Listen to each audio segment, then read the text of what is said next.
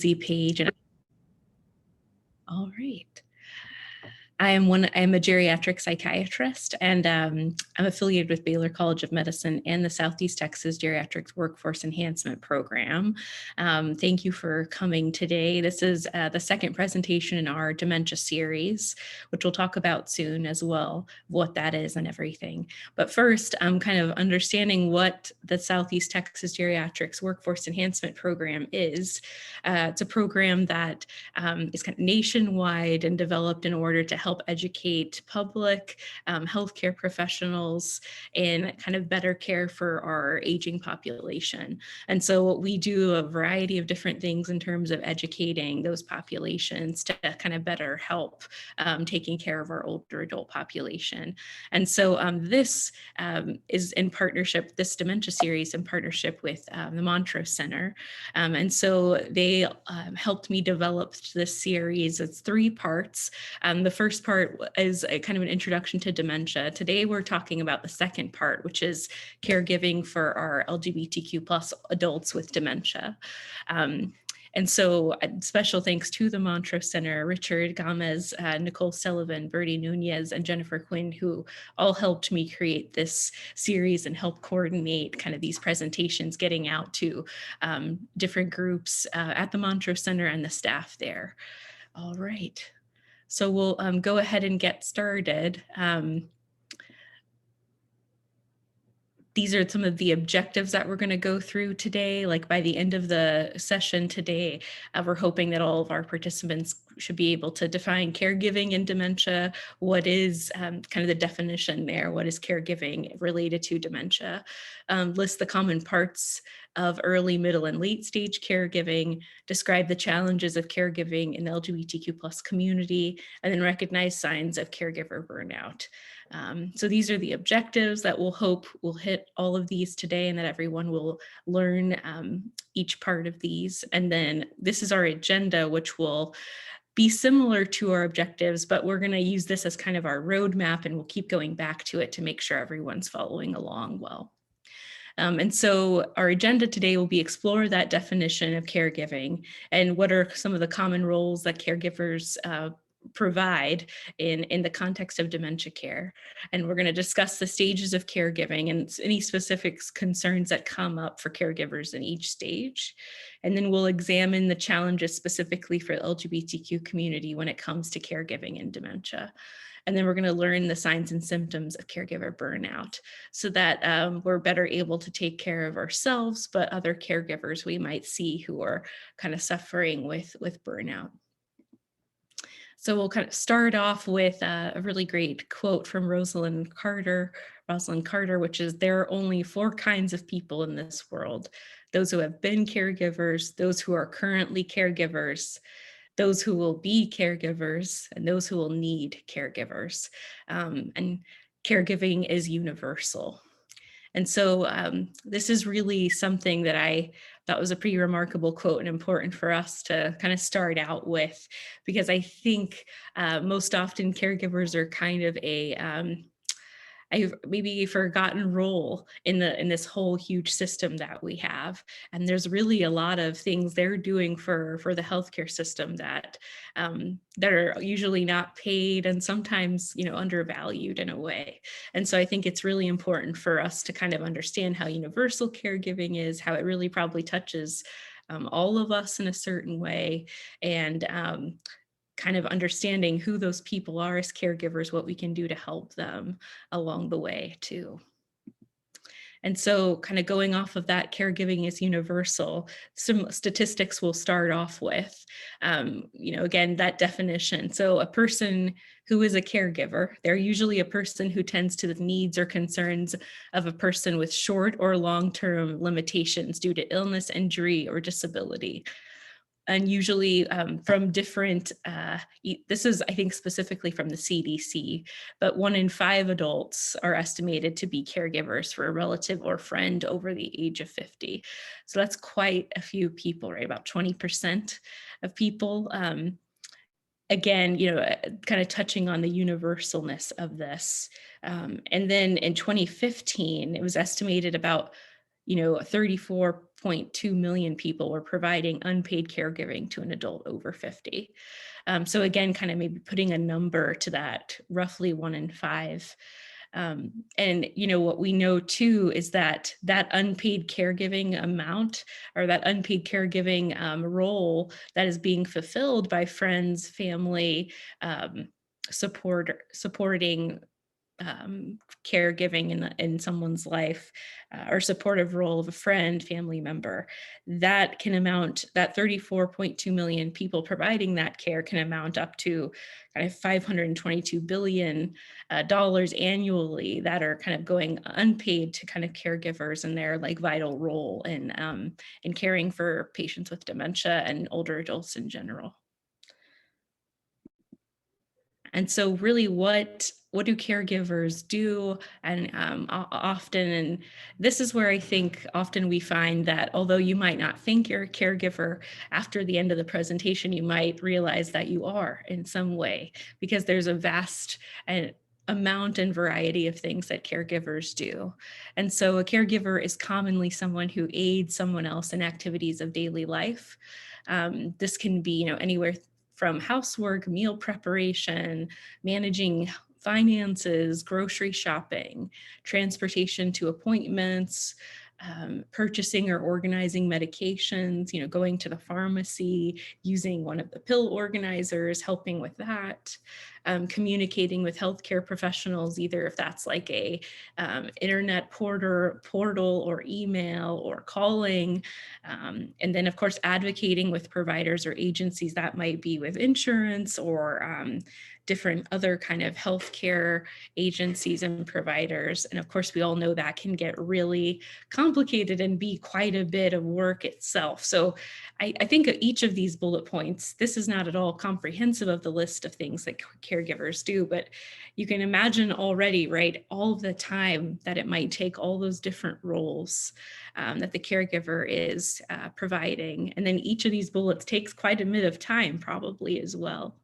And so it's really quite a large role that caregivers fulfill. And so kind of moving on to our agenda. So we've explored that definition, right? Caregivers who are providing care, usually total, but also sometimes partial, full-time care to someone in really those activities of daily living.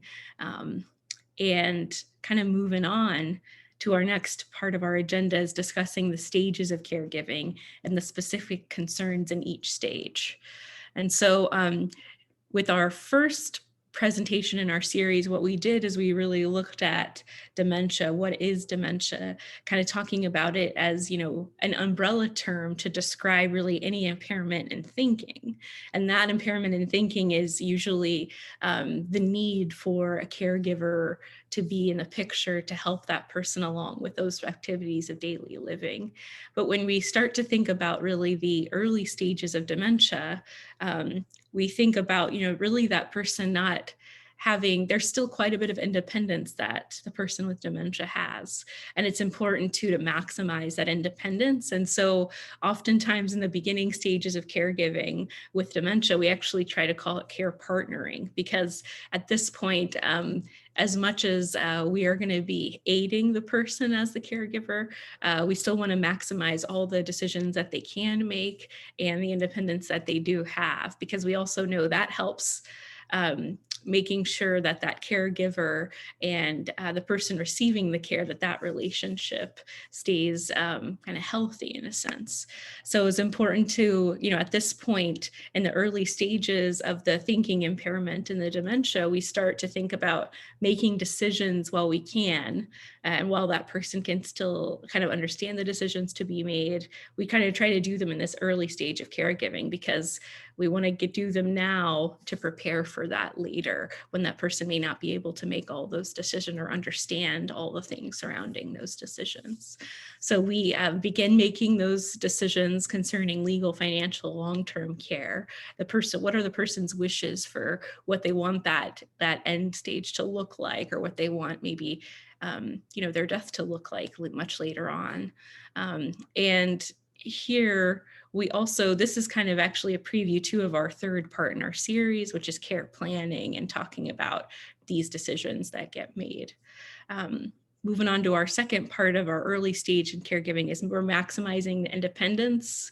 Like we talked about, balancing helping, but allowing the person to do what they still can do. You know, I'll never forget a patient telling me how, important it was to them that they could still unload the dishwasher and also load the dishwasher, and how kind of that sense of purpose and value of helping their family member still be able to do things around the house, even though they did have the diagnosis of dementia. And so, of course, those tasks and things too, they actually help, they're helping activate the brain and help to slow the progression of the dementia. So the maximizing independence is often has multiple good aspects to it, right? Not only helping that relationship, but also even helping slow progression of dementia, keeping the brain active. And of course, encouraging healthy living in terms of like having a daily routine and diet and exercise. Diet and exercise, we also know, helps slow the progression of dementia. So important for the person receiving care, but also important for that caregiver or care partner who is going to need to be able to take care of themselves, right, before they can take care of others. And then, of course, allowing space for emotions that come up, because there are, of course, a lot of emotions coming up for the person receiving the care and receiving that diagnosis of dementia, but also for the person who's kind of taking on the role as caregiver and kind of learning, learning this multifaceted skill. All right. So we'll move on to middle stage caregiving, which we know is the longest stage of caregiving. Going along too with kind of the middle stage of dementia, which is also usually the longest stage as well. This is where a lot of the thinking, the inabilities and the difficulty with thinking come into play. We talk about as the dementia progresses, someone may have kind of mental health or behavior, or sometimes they're called also neuropsychological or neuropsychiatric symptoms from the dementia, which just means that sometimes there are, rapid changes in behavior. Maybe someone is not really sleeping their normal sleep routine as usual, or maybe they're kind of losing ability to communicate well. So it's really hard for them to tell someone they're in pain or there's something going on. And so this is where kind of other things come up, like the daily care needs may increase. So the person may now need more help with the finances. That may be completely taken over now by the caregiver. Maybe cooking is now taken over by the caregiver. Also driving might be, because as the dementia progresses, there are other parts of the thinking that become affected. That's why these other skills are being affected as well. Driving, communicating, kind of having a stable mood maybe. And so this might be the longest stage, and it might be more of what we all think of as kind of traditional caregiving. And then in the late stage caregiving, this is usually where caregiving needs become at their fullest or most. This is when, unfortunately, with the later stages in dementia, people have issues with eating and swallowing. They become kind of really dependent upon the caregiver in terms of walking, bathing, feeding. Because they're needing so much assistance with all these things, and because of issues with eating and swallowing, they become more vulnerable to infections. And so the caregiver is kind of doing a lot more roles, right? Not only kind of the personal needs, but also probably more medical needs, talking on the phone with medical providers, coordinating appointments, advocating for care. And then, of course, this becomes a time when for caregivers, there are kind of difficult decisions that have to be made that maybe involve the caregiver trying to understand, how much care can they provide? And when is it going to be time when maybe they can't provide all of that care anymore? Sometimes people have to make difficult decisions about either long-term care placement versus kind of keeping the person in the home, which, all of our goals are usually keep the person in the care of their family and at home as long as they can, but we'll also understand that there are things that come up along the way. So. And then these are kind of usual tips for caregivers, and really more of the moderate to, or not moderate, but middle to late stage caregiving. I think that sometimes things that for a lot of people, it's often hard as the dementia progresses to really understand that the person kind of really what's going on inside of their head. Because I think from the outside, they look like the family member we always knew, or the loved one we always knew, the partner we always knew. But inside, the dementia is there and it's causing issues with their thinking. And so I think sometimes it's hard for caregivers, loved ones to remember there's things going on inside that we maybe don't know yet. And so using a calm voice, because the person is changing, right? They may not understand all the things that they did before. And so making sure to have patience, using a calm voice, when responding to repeated questions, because there might be issues with memory, right? The person may ask a question multiple times, but just trying to remember, it's hard for their memory is not the same it was. And so we need to kind of have that patience and compassion when we can. Meet them where they are.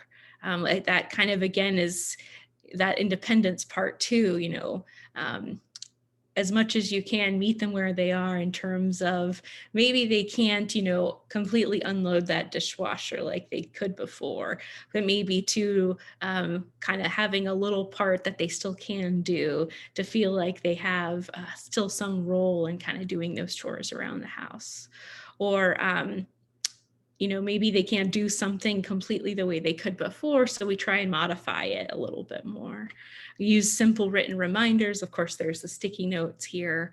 And then again, if noticing any sudden changes, of course, because in the later stages, in the middle stages, often people with dementia will have trouble communicating.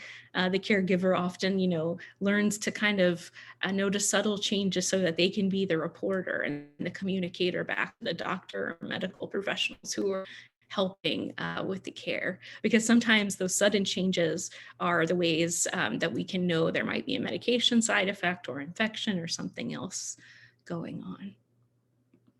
And so kind of moving through our agenda, now we'll kind of look at specifically the caregiving challenges in the LGBTQ community. And so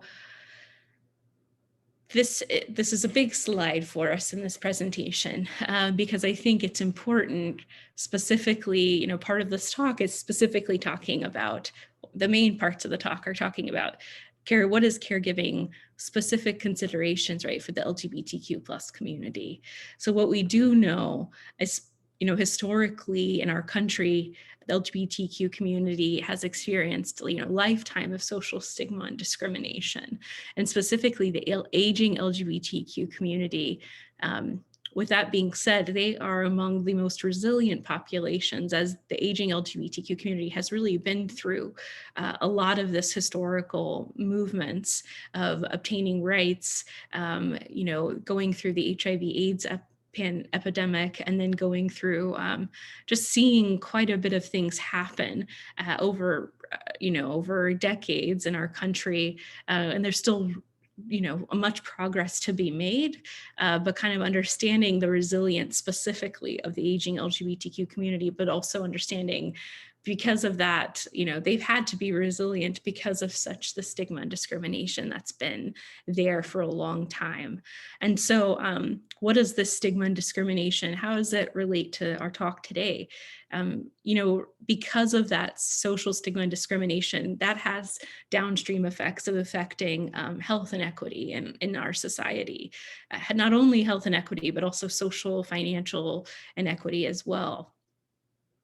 But specifically, the issues that come up with health inequity is, felt greater in rural areas, so areas that are already without a lot of different medical services, and also in underserved areas, which underserved is a word we use often in in the medical community to describe a place that doesn't have as many medical services as it should, whether that be for primary care, psychiatric care, dementia care, older adult care, a variety of different things. Usually, historically, rural communities are underserved, but also sometimes, of course, along, specifically in Texas, along our border, is an underserved area as well that we're trying to more and more kind of understand and serve better. And so what we know specifically is the LGBTQ community has historically been an underserved community because throughout time, there's been stigma and discrimination within the medical community against LGBTQ people. And so that, over time it led people to, maybe delay care because they thought, oh, well, this doctor, I heard there's this story that my friend had that this doctor didn't treat them well. And so I'm not sure that I want to go see this doctor either, or any doctor really, if they're not going to really understand who I am and my needs. And so we've been really trying in the medical community to understand how we can change that, right? How we can better serve LGBTQ people. And so we know that though, because of this, it's going to take time to kind of undo the stigma, undo the discrimination. So we know that we have a lot of work cut out for us, but those delays in care, that they lead to often premature admissions to long-term care facilities, and also premature death for the aging LGBTQ community, because they're just not as many services, and they're also maybe perceived that there will be discrimination when people go to certain places. And so that's kind of keeping people from seeking care and getting the things that they need. And so another kind of caveat that's important to understand too is LGBTQ older adults often, because of that social stigma and discrimination, their families often were either not accepting of them. And so they often had to suffer, isolation because either they were kind of kicked out by their families, or they were, because of the embedded stigma in our society, they weren't seen as kind of part of their family anymore. So oftentimes older adults who either have dementia or a disability and who identify as LGBTQ, they are taken care of by their families of choice.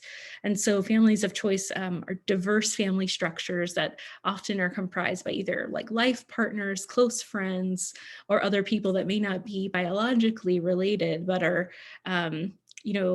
legally recognized, who are the source. They may not also be legally recognized, but sometimes are, who are the source of social and caregiving support. And so that's one thing that as healthcare providers, we often try to understand and educate other healthcare providers about, that we need to be aware of these diverse family structures, because when we're talking about dementia and helping people with planning along the way, this is an important thing for us to remember. If someone's not legally recognized as that life partner, then how do we kind of help them get about that way that they can be, or get about making sure they have the services and the paperwork that they need so that they can be very much a part of the care, because they are the person that knows that person the best and what they would want. So,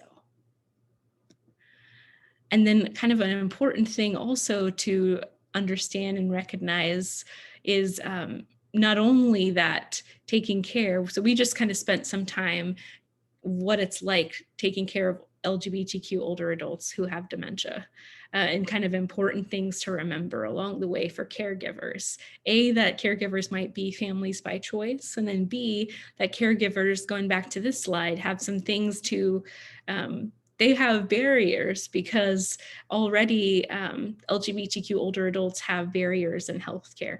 So caregivers themselves are going to have that barrier too, of helping coordinate care and helping access the services that they need.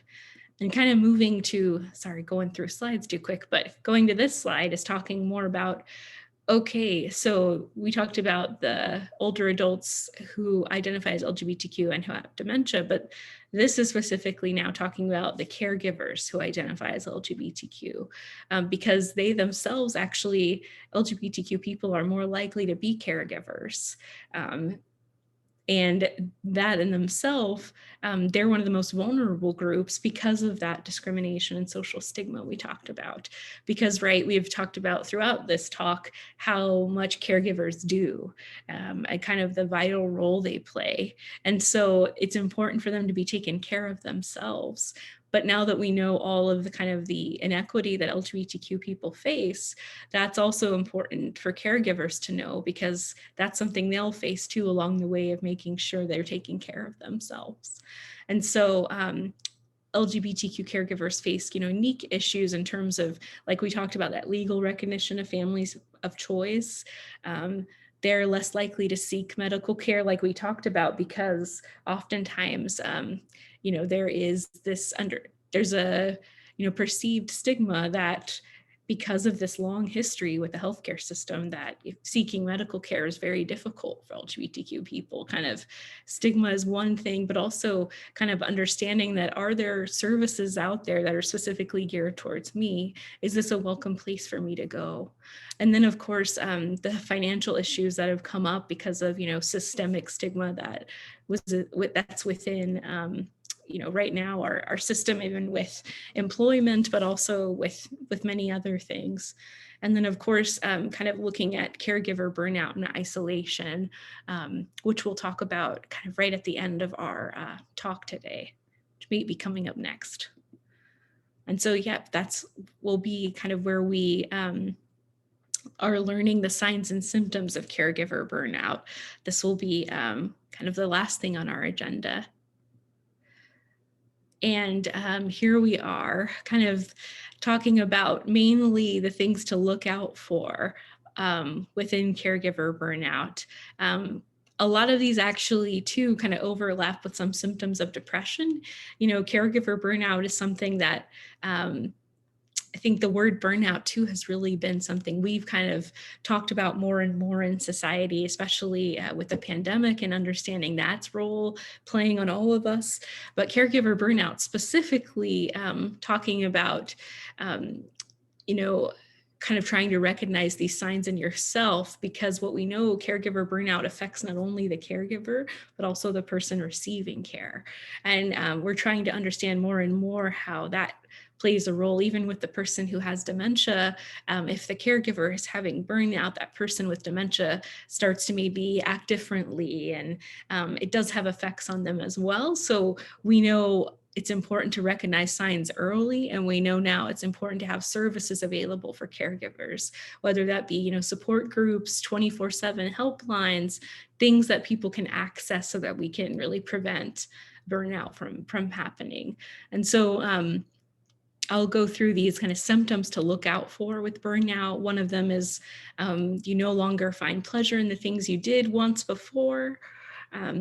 Friends and family have expressed concerns maybe about well-being, getting negative feedback at work, but if that person is not working because the caregiver is their main job or role, they might be getting negative feedback about that. About caregiving, or they may be having problems with their partner or loved one. They may be experience intense or recurrent feelings of emotions, anger, sadness, worry, have difficulty concentrating, trouble sleeping. And then, of course, any kind of using substances to cope with that, to suppress painful feelings. That's really one that, too, we want to prevent from happening as well, right? I think a lot of times people use substance to avoid maybe painful feelings. And so we don't want to get to that point where the person is kind of suffering from these, burnout issues, and then kind of going and having another problem created. So we really want to be able to kind of recognize these signs, find the support that caregiver needs, and kind of help prevent this from kind of going further. And so some just useful tips of preventing caregiver burnout.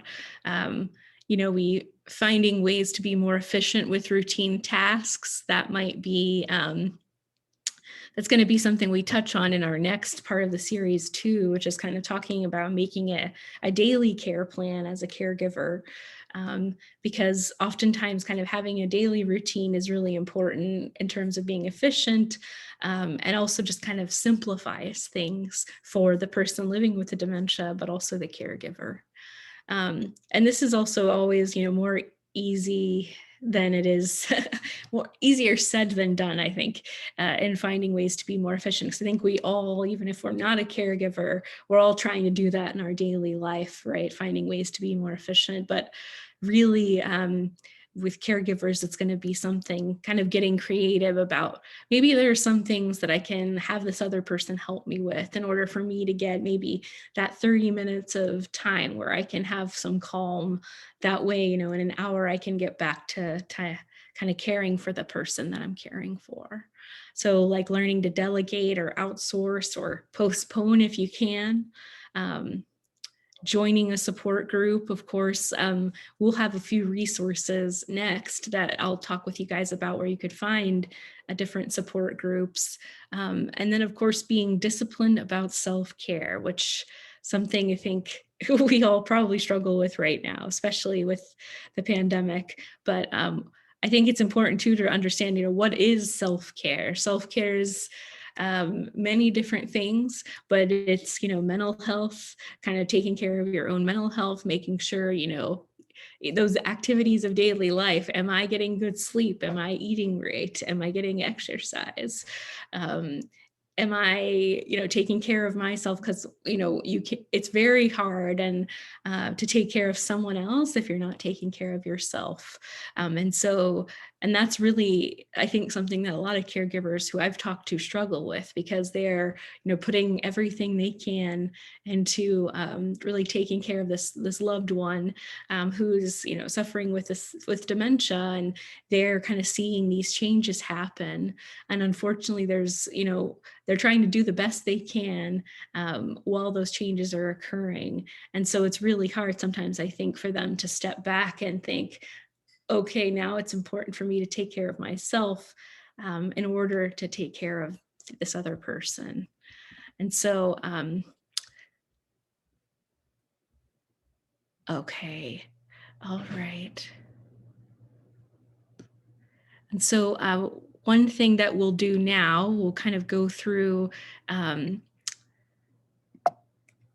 resources that are available. I hope maybe the PowerPoint is better in focus now for everybody.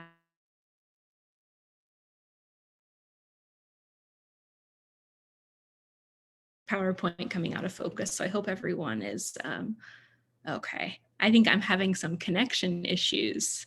That might be why the PowerPoint's having issues. So if you guys let me know in the chat if things are, and I think we should be able to have the recording available as well. And we'll also have some time for questions and answers in a couple minutes too. Okay. All right. So I'm going to go through these resources. Let me know if there are any issues with the connection or the PowerPoint slides, if you guys can. Okay. All right. So we might still have some connection issues, but I'll go through these resources, and that way we can get to the question and answers as well. So one of the biggest resources is Alzheimer's Association. Although it is called the Alzheimer's Association, they have many resources for all types of dementia. I highly recommend using their website in order to kind of get education, but also to get any resources that you might have. This 24/7 helpline I give to many caregivers, families, and people living with dementia, just because it's a very helpful to get connected to resources, but just to ask questions. And then, of course, this is a link specifically to LGBTQ specific support groups and resources. And then there is Dementia Friendly America, which has a really comprehensive list of resources. And Dementia Friendly America really is an organization that's really trying to make sure all cities are kind of equipped with caring for older adults with dementia and having caregiver resources. So there's actually even a believe, a campaign now to kind of get Dementia Friendly Houston up and running. And so there's also, the Texas Department of State and Health Services. They have a lot of great resources for kind of they have some sample forms of medical power of attorney and different specific Texas recommendations and resources for people. And then there is the Family Caregiving Alliance. They have a lot of resources here too. And then of course, SAGE actually has a national LGBT elder hotline that's 24/7 as well, which is listed here.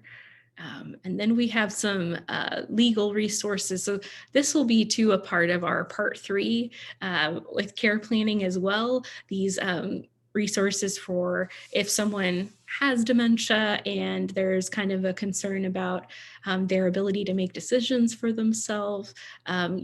Guardianship is something that comes up often. And so there's some information about that. And of course, that's very state specific, and it can be quite a complicated process, which we'll get more into in our 3rd part of the series. But there are forms there. And then, like I mentioned, the medical power of attorney forms, there's advanced directive information and samples too. And then, of course, these are some legal aid resources. And I gave this presentation a few weeks ago. There were some questions about kind of, if someone does want an advance directive or living will and getting preparations together and care planning, are there places in Texas or in Houston where kind of people who may not have money to hire a lawyer otherwise could get kind of services. So these were a few places that I found. And then what I'm going to do now is I'm going to stop sharing my screen, and we'll get to the question and answers. And I'm going to put this evaluation link in the chat so that if you guys wouldn't mind filling that out for us, that would be great. Because we always love to get feedback and understand how we can better improve the presentations too. So, just sent that one to Jasmine, but I will now. There's the link to everybody now, and I'll stop sharing my screen. And all right. So now can be a time for anybody that has questions about really anything. I mean, it could be specifically concerning this, but I can try to answer other questions that you guys might have about dementia in general or dementia care. And yeah. Thank you all for coming.